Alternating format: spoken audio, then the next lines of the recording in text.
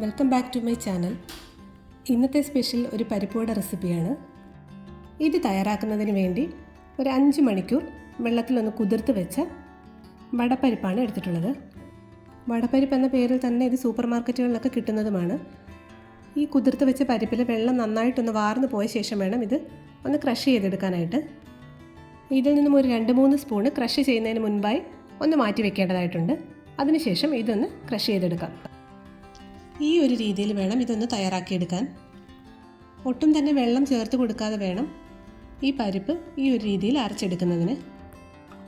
ഇനി ഇതിലേക്ക് ചേർത്ത് കൊടുക്കാനുള്ളത് ചുവന്നുള്ളിയാണ്. ഇതൊരു 10-12 പീസ് ചുവന്നുള്ളി ചെറുതായിട്ടൊന്ന് വട്ടത്തിൽ അരിഞ്ഞെടുത്തിട്ടുള്ളതാണ്. ഇത് മിക്സിയുടെ ജാറിലേക്ക് ചേർത്ത് കൊടുക്കുന്നുണ്ട്.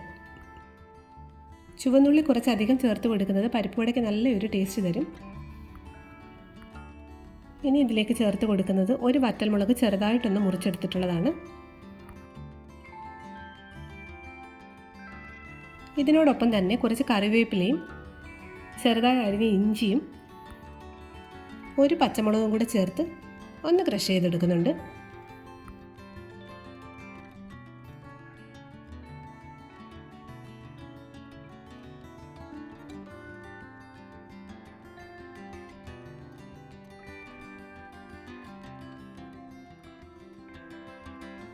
ഇതെല്ലാം തന്നെ ഈ ഒരു രീതിയിൽ ഒന്ന് തയ്യാറാക്കിയെടുത്താൽ മതിയാകും. ഒരുപാട് അരഞ്ഞു പോകേണ്ട ആവശ്യമില്ല.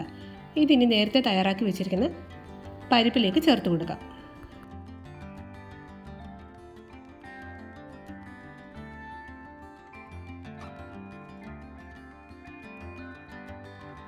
ഇനി ഇതിലേക്ക് ചേർത്ത് കൊടുക്കുന്നത് 1 ടീസ്പൂൺ വലിയ ജീരകമാണ്.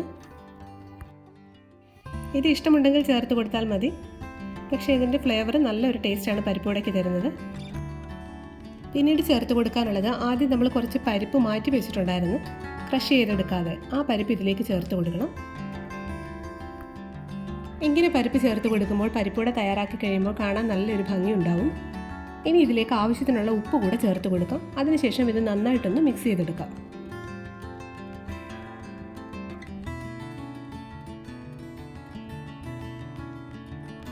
എല്ലാം ചേർത്ത് ഒന്ന് നന്നായിട്ട് മിക്സ് ചെയ്ത ശേഷം ഒരു 5 മിനിറ്റ് നേരം ഞാനൊന്ന് മാറ്റി വയ്ക്കുന്നുണ്ട്. അതിനുശേഷമാണ് പരിപ്പുവട തയ്യാറാക്കുന്നത്.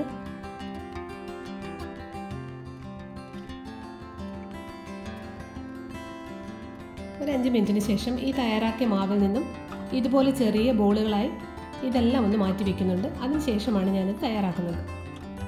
ഇങ്ങനെ ബോൾസായിട്ട് തയ്യാറാക്കി വെക്കുമ്പോൾ എണ്ണ ചൂടായി കഴിയുമ്പോൾ നമുക്ക് പെട്ടെന്ന് തന്നെ പരിപ്പുവട ഇട്ട് കൊടുക്കാൻ പറ്റും എണ്ണയിലേക്ക്.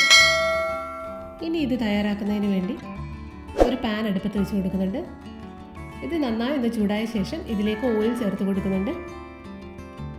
ഇനി ഈ ഓയിൽ ഒന്ന് ചൂടായ ശേഷം നേരത്തെ തയ്യാറാക്കി വെച്ചിരുന്ന അതിൽ നിന്ന് ഒരു ബോൾ എടുത്ത് പരിപ്പുവടയുടെ ഷേപ്പിന് കയ്യിൽ വെച്ച് ഇതുപോലെ ഒന്ന് പ്രസ് ചെയ്ത് കൊടുക്കുന്നുണ്ട്.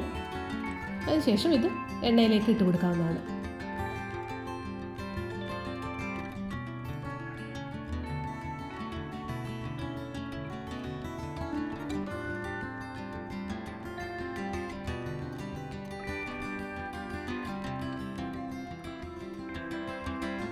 ഒരു സമയം ഒരു 3 എണ്ണം തയ്യാറാക്കാൻ പറ്റുന്ന രീതിയിലുള്ള എണ്ണ മാത്രമേ ഞാനിതിൽ ഒഴിച്ചു കൊടുത്തിട്ടുള്ളൂ.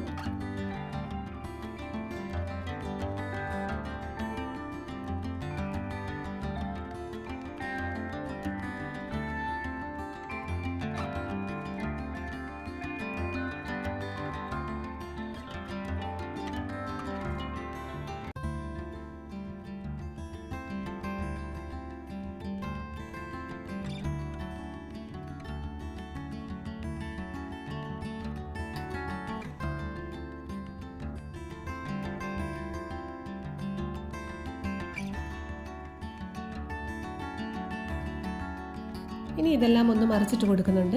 ഈ ഒരു സൈഡ് കൂടെ ഒന്ന് മുരിഞ്ഞ് കിട്ടുന്നത് വരെ ഇത് എണ്ണയിൽ തന്നെ ഒന്ന് മൂപ്പിച്ചെടുക്കാം.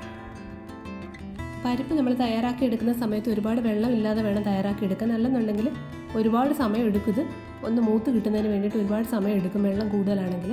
അതുപോലെ തന്നെ ഇടുമ്പോൾ പൊടിഞ്ഞു പോകാനും സാധ്യതയുണ്ട്. അപ്പോൾ ആ പരിപ്പ് അരച്ചെടുക്കുന്ന സമയത്ത് നമ്മൾ ഒന്ന് ശ്രദ്ധിച്ച് ചെയ്യണം. അതേപോലെ തന്നെ ഒരു മീഡിയം ഫ്ലെയിമിൽ വെച്ച് വേണം ഈ പരിപ്പുവട നമ്മൾ തയ്യാറാക്കി എടുക്കാൻ. അല്ലെങ്കിൽ അകഭാഗം അധികം വേവാതെ ഇരിക്കുകയും പുറം പെട്ടെന്ന് തന്നെ മുരിഞ്ഞു പോവുകയും ചെയ്യും.